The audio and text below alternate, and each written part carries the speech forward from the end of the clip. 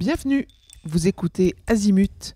Ici, on parle orientation avec les parents qui s'intéressent à l'orientation scolaire de leurs ados. Azimut s'appuie sur des dizaines de spécialistes de l'orientation pour vous informer et vous conseiller. Vous pouvez retrouver l'ensemble des contenus classés par rubrique et par situation sur notre site azimut-orientation.com. Et surtout, n'oubliez pas de vous abonner à notre newsletter.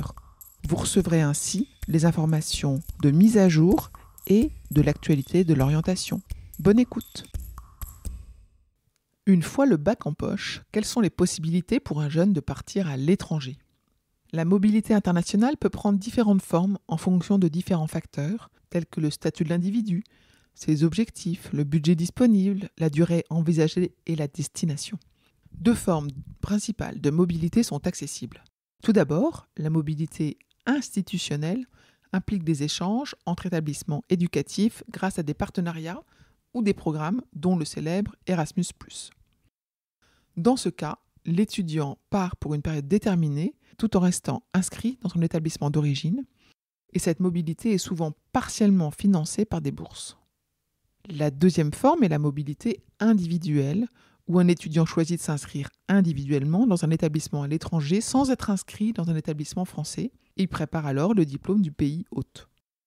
Autre possibilité, des stages effectués à l'étranger offrent aussi l'opportunité d'améliorer la maîtrise de la langue, de découvrir une nouvelle culture et d'acquérir des compétences précieuses telles que l'adaptabilité, l'ouverture d'esprit et l'autonomie.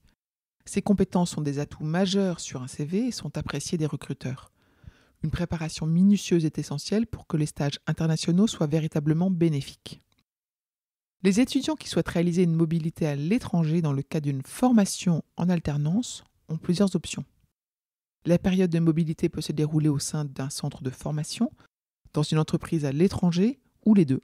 Les CFA, centres de formation en alternance, sont chargés de promouvoir la mobilité des apprentis, qu'elle soit nationale ou internationale.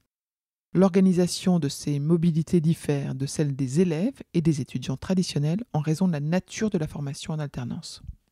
Certains lycéens français choisissent de prendre une année de césure, offrant du temps pour réfléchir à un projet d'orientation future. Les étudiants peuvent opter pour une année de césure dès l'obtention de leur baccalauréat en l'inscrivant dans les formations visées dans Parcoursup.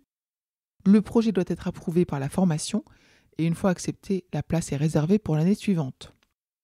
Et en plus des études à l'étranger, d'autres opportunités existent pour vivre à l'international, telles que des séjours en tant que au pair, le volontariat à l'étranger et le permis vacances-travail. Je vous retiens quelques instants. Vous écoutez peut-être sur Apple ou sur Spotify ou sur Deezer ou sur une autre application de podcast. Je voulais m'assurer que vous connaissiez l'existence de notre site azimut-orientation.com. Sur ce site, les contenus sont organisés par thématique et par situation. Ceux qui connaissent adorent et utilisent notre moteur de recherche, ce qui leur permet d'aller chercher directement le bon contenu qui correspond à leurs problématiques. Je vous encourage à vous y connecter et n'oubliez pas de vous inscrire à notre newsletter. Merci de votre fidélité et à bientôt.